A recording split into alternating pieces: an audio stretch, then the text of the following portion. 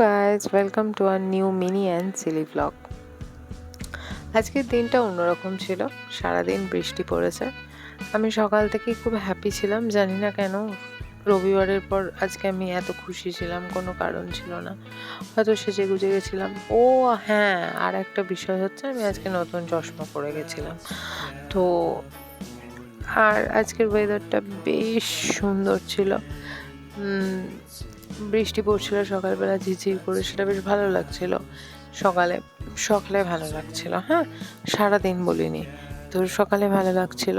তো আমি আজকে সকালে শাটেলে করে অফিসে গেছিলাম, এবং অবভিয়াসলি যাওয়ার পথে ফ্লেক্স করতে করতে গেছি আমার চশমা এবং আমার নিজেকে। এটাই আমি নিজেকে নিয়ে ব্যস্ত থাকি। এরকমই আমি। তো যাই হোক, আমি অফিসে গিয়ে অ্যাজ ইউজুয়াল অফিসের কাজকর্ম করার পরে আমার যে বিরতির সময়টুকু পাই, সেই বিরতির সময়টুকু আমি নিজের মতো করে কাটাই। চিজ পপকর্নের সাথে কথা বলি, নিজের ছবি তুলি, যেগুলো তোমরা দেখতে পাবে। ও বাই দ্য ওয়ে, আমি যে পেন্ডেন্টটা পরে আছি সেটা আমার শপের।